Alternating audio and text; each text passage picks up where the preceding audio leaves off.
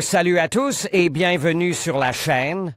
Je m'appelle Émile Garnier et ici, on parle de voitures sous tous les angles, entretien, astuces pratiques, fonctionnement des moteurs et bien plus encore. Si vous voulez mieux comprendre votre véhicule et éviter les erreurs coûteuses, vous êtes au bon endroit. Pensez à mettre un j'aime, à vous abonner à la chaîne et à regarder la vidéo jusqu'à la fin. Vous y trouverez des infos vraiment utiles. L'auteur, pour être honnête, tout le texte ci-dessous est écrit d'une seule main, j'ai essuyé mes larmes avec l'autre main pendant tout ce temps. Je n'ai pas pu m'empêcher de pleurer en me rappelant que, lorsque j'étais étudiant, je conduisais une GAZ 24 et que je prenais périodiquement le soleil sous ce chef-d'œuvre de l'architecture automobile, une seringue à la main. C'était il y a longtemps. J'ai vendu ce miracle il y a environ 18 ans, mais, qui n'était pas sera, qui était, n'oubliera pas. Sortons nos mouchoirs en chintz, messieurs. Et aux propriétaires du AZ et de vieilles gazelles, mon plus profond respect. Plus près qu'il n'y paraît, la première question qui se pose à la lecture du titre est la suivante, pourquoi? Pourquoi, en 2022, faut-il savoir comment seringuer les caïds?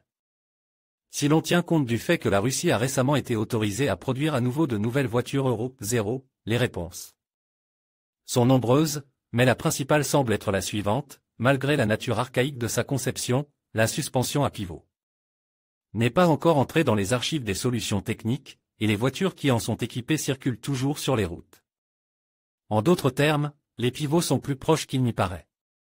Par exemple, ils sont encore utilisés dans la plupart des camions et sur certains véhicules tout-terrain. Par exemple, les chevilles classiques sont présentes dans les gazelles business, Gazon Next et UAZ de 469 à Patriot. Cependant, sur les voitures à transmission intégrale, la suspension avant comporte 2 pivots à billes de chaque côté, un pivot plein empêcher la transmission aux roues avant. C'est pourquoi, à l'instar des UAZ, on trouve des pivots, coupe, sur les Toyota Land Cruiser 80, les Nissan Patrol Y61 et d'autres véhicules tout-terrain classiques. Mais ils sont un peu différents des pivots qui nous intéressent, trop compliqués. Nos pivots d'origine sont les pivots monoblocs des Volga et GAZ à propulsion arrière qui circulent encore sur nos routes. Axe ou roulement à billes. Nous ouvrons le dictionnaire explicatif d'Ushakov, dont le dernier volume, le 4e, a été publié en 1940, et nous lisons. Pivot et pivot, Chvornia, M. Tige, de l'arrière d'un wagon, insérée dans l'essieu avant et permettant à l'avant, tournant sur cette tige, d'effectuer des virages. D'une manière générale, nous pouvons comprendre que le pivot n'était pas accidentellement la pisse à l'aide de laquelle il a été décidé de faire tourner les roues de l'essieu directeur. Le pivot d'attelage a été introduit dans l'automobile par le transport par chariot et était déjà connu bien avant les premières merveilles de fer de Gottlieb Daimler et d'autres, ce qui est tout à fait logique. Dans un concept plus moderne, le pivot est une piste de suspension qui relie les mécanismes de rotation, en particulier le volant et sa poutre. En termes techniques, il s'agit d'une simple tige de charnière, généralement en acier Ali. Oui, la vie d'un pivot est dure et peu enviable. Il doit non seulement assurer la rotation de la roue, mais aussi supporter toutes ses charges, tant longitudinales que transversales. Cela implique les chocs des fosses, les charges latérales dans les virages et tout ce qui incombe à la roue. En outre, l'emplacement même du pivot d'attelage indique que la tâche n'est pas facile, il y a constamment de la poussière, de la saleté et de l'eau, si l'on roule sur des flaques d'eau ou sur des routes mouillées. Ce dernier point est particulièrement important, car la construction du pivot d'attelage n'est pas étanche et si, au lieu d'une bonne lubrification autour de l'axe, il y a une abrasion de sable, de saleté et d'eau, il meurt assez rapidement. Cependant, même sans eau, la graisse qu'il contient vieillit assez rapidement et doit donc être remplacée fréquemment. Comme elle est généralement remplacée à l'aide d'une seringue, le processus est appelé syringing. Il convient toutefois de noter que la génération qui a grandi en harmonie avec les patrons des voitures et camions GAZ était très sceptique quant à l'apparition des premiers roulements à billes. Selon eux, les roulements à billes n'ont pas une telle marge de sécurité, et tout ceci n'est donc que de l'obscurantisme et une tentative d'aggraver les choses. En effet, seul un fou phénoménal doté d'une force inouïe peut casser un pivot. D'ailleurs, le pivot pouvait être détruit par un énorme contre-coup, à partir duquel la roue directrice commençait à vivre sa propre vie, mais elle ne se détachait pas de la voiture. Mais les roulements à billes des classiques Vazov pouvaient être très sollicites, il est arrive qu'ils soient arrache, ce qui a fait que la voiture lève le pied et a perdu le reste de sa réputation. Devant de telles igulis, les propriétaires de Volga, sévères, souriaient et allaient passer la suspension à la seringue.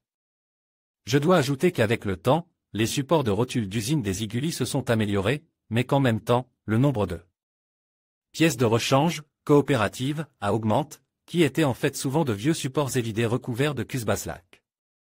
Ils pouvaient se désagréger immédiatement après l'installation, lorsque le Ziguli quittait le garage. Les propriétaires de Volga riaient aux éclats et recommençaient à graisser la patte au caïd. Que faisait-il là? Appuyé jusqu'à ce qu'il y ait une fuite. Il est amusant de constater que lorsque j'ai été confronté pour la première fois à la seringue de la suspension avant de ma Volga, certains hommes adultes que je connaissais n'ont pas pu m'expliquer comment procéder. Ils ont haussé les épaules et ont dit, quel est le problème? Il suffit de la seringuer. Pour être honnête, ce n'était pas très clair. J'ai alors réalisé que certains conflits générationnels sont inévitables, nous ne pouvons pas toujours nous comprendre. En fait, bien sûr, il n'y a rien de compliqué dans la seringue. Mais en même temps, il y a beaucoup de délicatesse et quelque chose de subtilement mythique.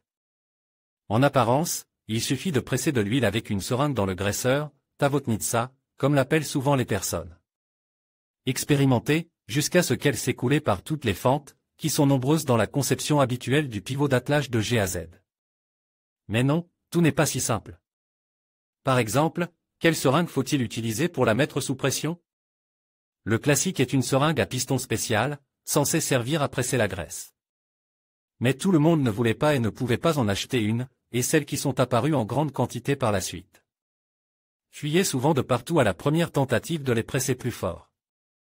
Quelqu'un a essayé de changer de graisse, quelqu'un a cherché une vieille seringue soviétique, quelqu'un a juré à travailler avec une seringue chinoise. La deuxième option est la seringue Janet. Il s'agit d'une seringue médicale de grand volume, 150 ml, généralement utilisée pour les cathéters. La troisième option est une seringue médicale ordinaire de n'importe quel volume, au moins 10 ou 20 cc. Mais ces seringues médicales présentent une difficulté, elles ne sont pas fournies avec un tube qui peut être placé sur le mamelon à graisse. Que faire? L'esprit collectif a rapidement trouvé une solution, si l'on dévissait les graisseurs, il y en avait 3 sur un pivot des Volga. On pouvait visser à la place un tuyau provenant d'une pompe à vélo, il avait exactement le même diamètre de filetage que celui qui était vissé dans la pompe. Le code qui se visse sur l'embout était simplement coupe et place sur la seringue. Ce système s'est avéré très fiable et, surtout, accessible, ce qui a permis de s'allonger avec plaisir sous la voiture. Il est évident qu'il est difficile d'extraire une graisse épaisse, comme le Litol 24, avec une telle seringue et un tel tuyau, mais de nos jours, seuls les vieux croyants techniques orthodoxes utilisent le Litol. Mais oui, la question, que faut-il seringuer? Est toujours d'actualité. Il semble qu'il existe aujourd'hui une multitude de graisses spéciales, produites à la fois par nos entreprises et par des entreprises étrangères. Les propriétaires de gazelles dont la suspension avant est équipée de pivots, je rappelle que les nouvelles gazelles Next TNN ont une suspension avant indépendante avec des roulements à billes, alors que la gazelle business avec une poutre n'a que des pivots. Abordent le choix de la graisse de manière plus rationnelle, ils lisent des forums, partagent leur expérience, n'ont pas peur d'essayer quelque chose de nouveau. Mais les propriétaires de Volga, je rappelle que les roulements à billes ne sont apparus sur les GAZ 3102 qu'au début des années 2000. Utilisent ce que leurs PRS leur ont légué à l'ancienne. Et les PRS ont parfois légué des choses étranges. Il est clair que des huiles comme le TAP 15, le TAD 17 et le Nigrol sacre étaient utilisés pour la lubrification, pour une raison quelconque, de nombreuses personnes croyaient et croient encore que les Volga ne peuvent pas rouler sans Litol, Nigrol et Otol. Quelqu'un pense qu'il n'y a rien de mieux pour les chevilles ouvrières que la graisse Schrust 4. Quelqu'un ne part pas de la graisse, mais de la disponibilité d'une seringue, il dit que s'il est plus facile de travailler avec une seringue médicale, il vaut mieux choisir une graisse plus légère. C'est-à-dire prendre de l'huile d'engrenage plutôt que du Litol. Mais les personnes les plus avancées ne font pas confiance à ce qui est fabriqué en magasin et préparent leur propre cocktail. Par exemple, ils font bouillir du Nigrol avec de la graisse de graphite dans un rapport de 1h1. Que dire? Cela a peut-être un sens profond, mais la science n'a rien prouvé à ce sujet. L'essentiel est de se piquer régulièrement, et le choix du produit est une affaire personnelle. Tout ne se passe pas comme prévu comme je l'ai déjà dit, la seringue n'a rien de compliqué. Le seul conseil pratique est de soulever un peu la roue sur laquelle vous travaillez. De cette manière, vous pouvez décharger le pivot, ce qui facilite l'introduction de la graisse. Toutefois, le travail peut devenir beaucoup plus intéressant si vous ne le faites pas régulièrement, mais de manière ponctuelle. Au fil des ans, toute graisse absorbe la saleté, s'épaissit et obstrue tous les canaux, après quoi il est impossible d'y introduire une portion de graisse propre. Que faire dans ce cas? Il existe de nombreuses recettes, et toutes peuvent aider. Vous pouvez essayer de chauffer le nœud, d'y verser au moins un peu de paraffine à l'aide d'une seringue ou de tout vaporiser avec du WD-40. Tout cela peut parfois fonctionner. Mais dans les cas les plus négligés, il faudra bien sûr démonter l'ensemble. Pour ne pas en arriver à une telle extrémité, les chevilles doivent être nettoyées régulièrement à l'aide d'une seringue. Ce qu'il faut entendre par le mot « régulièrement » ne fait pas l'unanimité. En théorie, pour la gazelle, la réglementation prévoit une vidange tous les 15 000 km, mais les conducteurs de gazelle expérimentent et recommandent une vidange tous les 5 à 8 000 km. Mais les propriétaires de Volga le font plus souvent, tous les 1000 ou 2 km en été et au moins une fois en hiver. Et juste au cas où, chaque fois après avoir roulé sur des flaques d'eau profonde. Et idéalement, chaque fois qu'il pleut. Mais cela relève plutôt du fanatisme. Toutefois, un tel fanatisme est sans doute préférable à un changement de chevilles ouvrières à chaque saison. Enfin, voici un petit conseil. Si vous êtes trop paresseux pour vous glisser régulièrement sous la Volga, vous pouvez visser des tuyaux à la place des graisseurs. Les faire passer sous le capot et les y fixer de la manière la plus pratique. Il suffira ensuite de les remplir périodiquement avec une seringue d'huile liquide, par exemple, le même TAD 17. Mais cette méthode ne conviendra qu'à ceux qui n'ont pas peur de modifier la conception de leur voiture et qui préfèrent l'huile liquide à la graisse. En conclusion, la suspension de pivot est un élément essentiel pour garantir la performance et la sécurité de votre véhicule. En prenant soin de l'entretenir régulièrement et en veillant à la seringuer lorsque cela est nécessaire, vous prolongez sa durée de vie et améliorez le confort de conduite. N'oubliez pas que des pièces bien entretenues contribuent non seulement à votre sécurité, mais aussi à celle des autres usagers de la route. Prenez le temps de vérifier votre suspension de pivot et assurez-vous qu'elle fonctionne de manière optimale. Merci de nous avoir suivis et à bientôt pour d'autres conseils sur l'entretien de votre véhicule.